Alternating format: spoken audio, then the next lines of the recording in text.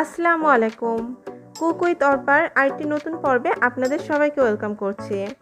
আজকে আমি তালের রস দিয়ে খুবই মজাদার এবং নতুন পদ্ধতিতে তালের পিঠা তৈরি করে দেখাবো। আর এই পিঠাটি তৈরি করার জন্য আমাদের লাগবে তাল। আমি এখানে পাকা দেখে একটা তাল নিয়ে নিয়েছি, আর তালটাকে আমি খুব ভালোভাবে ধুয়ে পরিষ্কার করে নিয়েছি। দেখুন, তালটা কিন্তু খুব ভালোভাবে পাকা হতে হবে, আমি আপনাদেরকে দেখিয়ে দিচ্ছি। এখন এই তাল থেকে আমাদের তালের রসটা বের করে নিতে হবে। তার জন্য প্রথমে তালটাকে খুব ভালোভাবে ছিলে নিতে হবে। আর তালের রস কিভাবে বের করতে হয় সেটা কম বেশি আমরা প্রায় সকলেই জানি। প্রথমে তালের উপর থেকে এই খোসা তুলে নিতে হবে। আমি প্রথমে তুলে নিচ্ছি, আর তারপর হাত দিয়ে আলতো করে খোসাটা খুব সহজেই কিন্তু ছিলে নেওয়া যাবে। যেহেতু তালটা খুব ভালোভাবে পাকা, তাই খুব সহজেই কিন্তু একেবারে কলার খোসা যেভাবে ছাড়াতে হয় সেভাবে কিন্তু তালের খোসাটাও ছিলে নেওয়া যাবে। এখন তালটাকে খুব ভালোভাবে সম্পূর্ণভাবে ছিলে তালটার রসটা আমি বের করে নিচ্ছি, আর রসটা বের করে নেওয়ার পরে আমি ফিরে আসছি।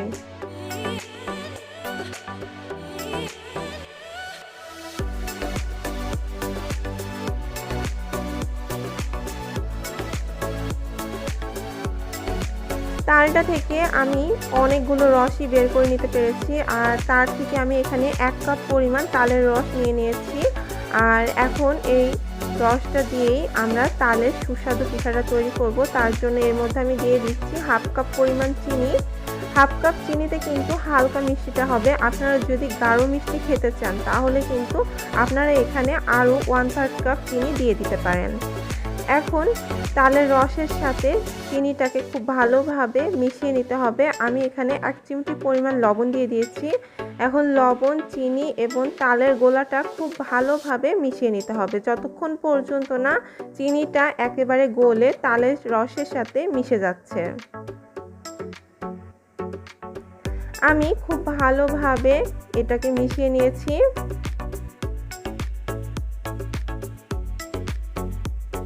এ পর্যায়ে আমার চিনির কোনো আর দানা ভাব নেই, চিনিটা সম্পূর্ণরূপে গলে গিয়েছে। এখন আমি এর মধ্যে দিয়ে দিচ্ছি 1 কাপ পরিমাণ চালের গুঁড়া।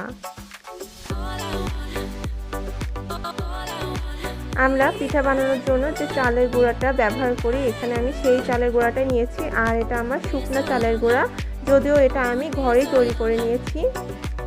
এখন চালের গুঁড়াটা খুব ভালোভাবে তালের গোলার সাথে মিশিয়ে নিতে হবে।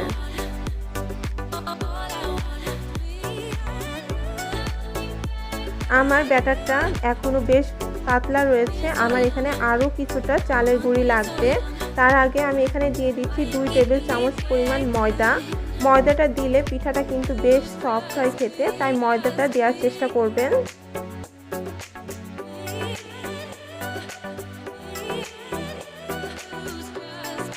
এখন আমি অল্প অল্প করে আরও কিছুটা চালের গুঁড়ি মিশিয়ে এই ব্যাটারটা তৈরি করে নিয়েছি। আর এই যে দেখুন, আমার ব্যাটারটা ঠিক এরকম ঘন হতে হবে। আমি হ্যান্ড উইক্স থেকে কিন্তু ব্যাটারটা পড়ে যাচ্ছে না। এই যে দেখুন, এরকম একটা গোলা আমি তৈরি করে নিয়েছি। এখন এইগুলোকে আমি পিঠা আকারে ভেজে নিতে হবে। তার জন্য আমি চুলায় চলে যাচ্ছি। আর এখানে আমি চুলায় একটা প্যান বসিয়ে তাতে পর্যাপ্ত পরিমাণে তেল গরম করে নিয়েছি। আমি একটু চেক করে নিলাম যে তেলটা গরম হয়েছে কিনা। হ্যাঁ, আমার তেলটা কিন্তু গরম হয়ে গিয়েছে। এখন আমি এখানে অল্প অল্প করে তালের বড়া তৈরি করে নেব। আমি এখানে কিন্তু আমার হাতটাই ব্যবহার করতে হবে। হাতের সাহায্যে বড়াগুলো এক এক করে আমি দিয়ে দিচ্ছি। আর তালের বড়া তৈরি করতে গেলে কিন্তু বড়ার কিছুটা লেজ বের হবে, এটা কোনো সমস্যা না। আমি অল্প অল্প করে যতগুলো ধরে ততগুলো তালের বড়া দিয়ে দিচ্ছি এখানে। এই পিঠাটা খেতে কিন্তু খুবই মজার, গ্রাম বাংলার একটি ঐতিহ্যবাহী পিঠা এটা। আর এই পিঠাগুলো খেতে কিন্তু ভীষণ সফট হয়ে থাকে। আপনারা কয়েকদিনের মতো বাসায় এটা সংরক্ষণ করেও খেতে পারবেন। এখন যতগুলো পিঠা ধরেছে আমি তেলের মধ্যে দিয়ে দিয়েছি। কিছুক্ষণ পরে এগুলোকে একটু উল্টে পাল্টে দেব, আর খুব সাবধানে কিন্তু এটাকে উল্টে দিতে হবে। আমি একটা কাঠির সাহায্যে আলতোভাবে এগুলোকে উল্টে দিচ্ছি যাতে খোঁচা লেগে পিঠাগুলো ভেঙে না যায়, কারণ এই পর্যায়ে পিঠাগুলো কিন্তু বেশ নরম। আমি যদি কোনো খুন্তির সাহায্যে পিঠাগুলোকে উল্টে দিতে চাই তাহলে কিন্তু এগুলো ভেঙে যাবে বা খুন্তির গায়ে লেগে যাবে। তাই আমি একটা কাঠির সাহায্যে এগুলোকে উল্টে দিচ্ছি। অপর পাশটা যখন শক্ত হয়ে যাবে তখন কিন্তু যে কোনো চামচ দিয়ে এগুলোকে উল্টে পাল্টে নেড়ে চেড়ে ভেজে নেওয়া যাবে। আর এই পিঠাগুলো কিন্তু বেশ সফট হয়ে থাকে, খুবই নরম তুলতুলে খেতে।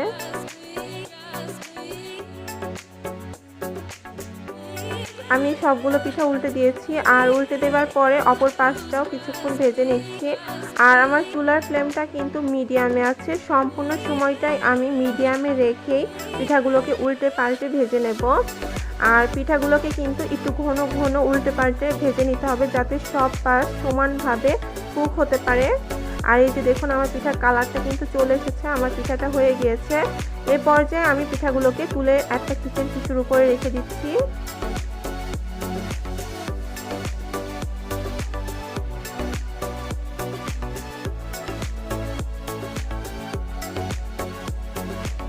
আমি সবগুলো পিঠা তুলে নিয়েছি, আর আরও আমার কিছুটা ব্যাটার রয়ে গিয়েছে, সেইগুলো আমি গোল গোল করে পিঠার আকারে তেলের মধ্যে দিয়ে দিয়েছি। এগুলোকেও আমি মিডিয়াম ফ্লেমে উল্টে পাল্টে ভেজে নেব। খুবই সাবধানে আস্তে ধীরে ঘন ঘন নেড়ে চেড়ে এগুলোকে উল্টে পাল্টে ভেজে নিতে হবে। এখন সবগুলো পিঠা ভাজার পরেই আমি সার্ভ করে তারপর ফিরে আসছি। এই তো আমার সবগুলো পিঠা ভাজা হয়ে গিয়েছে, আর পিঠার কালারটা দেখুন কতটা সুন্দর এসেছে, আর পিঠাগুলো কিন্তু বেশ সফট হয়েছে। আমি আপনাদেরকে একটা পিঠা ভেঙে দেখাচ্ছি।